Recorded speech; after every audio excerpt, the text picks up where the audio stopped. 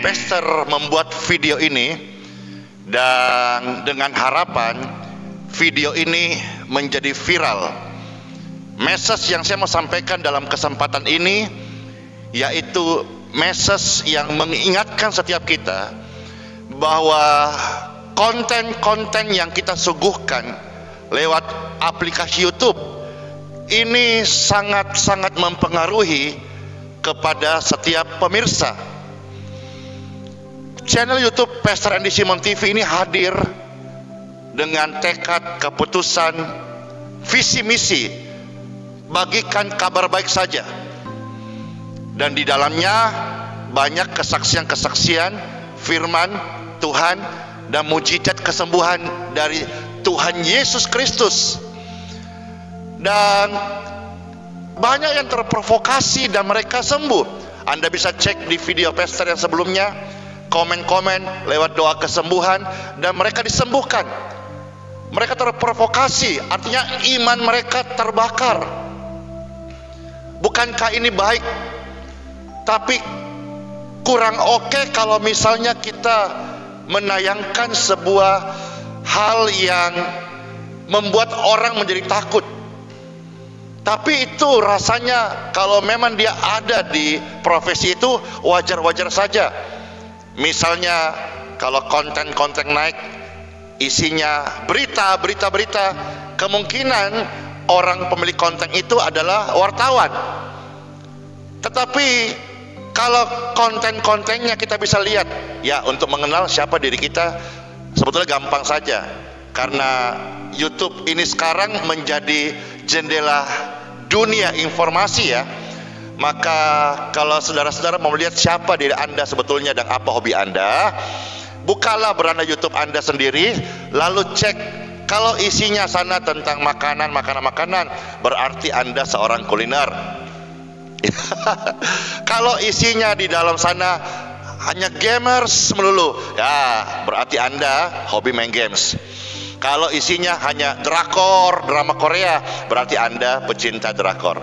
Tapi kalau isinya pujian, penyembahan, worship, khotbah-khotbah dari Pastor Andy Simon TV, firman Tuhan yang membangkitkan semangat, berarti Anda memperhatikan makanan rohani Anda. Glory to God. Nah sebaliknya, kalau kita misalnya membuat konten, coba kita mundur, kita lihat histori kita. Kalau isi kita hanya sanggahan, kritikan, ya, protes, jangan-jangan kita memang seorang kritikus. Dan itu akan memprovokasi setiap pemirsa.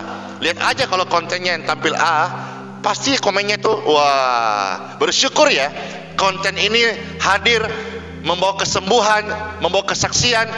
Coba cek komen-komen, bahkan nanti di komen ya, responnya dari channel ini di kolom komentar. Responnya, Pastor saya disembuhkan, Pastor terima kasih, saya sudah dilepaskan. Bahkan sebelum beberapa menit membuat video ini, ada kesaksian itu batu ginjal yang menghambat dan membuat sakit disembuhkan. Ada kesaksian yang di rumah sakit, dia berdoa bersama lewat voice, pasiennya sembuh, anaknya sembuh. Terprovokasi. Wah, jadi ini pesannya adalah pesan provokasi. Ya sebetulnya memang setiap konten yang kita buat tujuannya memprovokasi orang. Maka baik-baiklah memilih video konten, dan baik-baiklah juga pikirkan panjang-panjang waktu membuat sebuah konten. Karena kita ikut menghiasi wajah dunia. Puji Tuhan saudara-saudara. Di dalam firman Tuhan, Kisah Rasul pasal 1 ayat 8 berkata, tetapi kamu akan menerima kuasa kalau Roh Kudus turun ke atas kamu. Kecuali saudara tidak menerima Roh Kudus. Tapi saya percaya kok Tuhan Yesus tidak dusta. Orang percaya memiliki Roh Kudus, amin. Berarti saudara dan saya memiliki kuasa. Tampilkanlah, bukan hanya sekedar kita pintar bicara, tapi tampilkanlah kuasa Tuhan. Glory to God. Dunia butuh kuasa. Bahkan yang menyaksikan ini sekarang, ada begitu banyak orang yang membutuhkan kuasa kesembuhan, juga kuasa kasih. Apa itu kuasa kasih saudara? Begini, ketika ada orang marah dengan Anda bisa mengampuni. Itu kuasa mengampuni, kuasa kasih. Bagaimana kita berkata mengajarkan kepada orang lain harus hidup sabar, harus hidup kasih, kalau kita sendiri baru disentil sedikit sudah menyangga, sudah marah, sudah tidak terima. Berjalanlah di dalam kuasa. Karena saudara-saudara, khusus dalam iman Kristennya, kita sudah menerima Roh Kudus. Katakan amin. Kita punya kuasa, katakan amin. Maka teladan hidup kita, kesaksian kita, isi konten kita, itu akan memprovokasi orang lain. Kalau teladan hidup kita baik, akan melahirkan orang-orang yang follower yang baik. Tapi kalau konten kita hanya sekedar menakut-nakutin, ya, informasi-informasi hoak, maka akan melahirkan pemirsa-pemirsa yang akhirnya, saya beri contoh gini, ketika kita setiap hari konsumsi tentang berita keracunan, baca koran tentang keracunan, lalu kita lihat televisi keracunan, nonton YouTube keracunan, pasti yang masuk di sini adalah was-was, jangan-jangan nanti saya juga keracunan. Apa yang kau lihat, apa yang kau baca, apa yang kau dengar, itu akan mempengaruhi memori dan otak kita. Maka kalau ada yang berkata bahwa doa-doa kesembuhan hanya sebuah perasaan, saya sedang memprovokasi orang yang sakit supaya mereka yakin bahwa Yesus tidak dusta. Apakah bahasa mereka di hipnotis, apakah bahasa mereka hanya diiming-iming, ya terserah.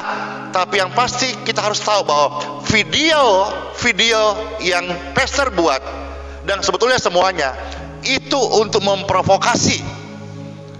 Makanya misalnya pemerintah kita memiliki aspirasi, dia masuk ke berita televisi, masuk ke YouTube, itu kan supaya memprovokasi setiap pendengar untuk melakukan aspirasi pemerintah. Maka dalam video ini pastor mau sampaikan, karena kita bersyukur dan kita nggak bisa menyangkal media aplikasi YouTube ini menjadi jendela informasi, maka bukalah tayangan-tayangan yang membangun iman Anda, dan pilihlah konten-konten, karena setiap apa yang Anda lihat akan memprovokasi Anda. Bersyukur banget ya kalau kita melihat kesaksian-kesaksian banyak setelah nonton channel pastor YouTube Andi Simon TV, saya disembuhkan, saya dilepaskan, saya terberkati, teladan yang sangat luar biasa, harusnya begini. Itu akan memberikan damai sejahtera di mana mereka menonton, baik di mobil, di rumah, di kamar, damai sejahtera akan mengalir. Tapi coba kalau kita tidak perhatikan informasi yang kita sampaikan, rasa takut, rasa khawatir, maka di rumah-rumah akan ketakutan, kekhawatiran, akan atmosfer mempengaruhi.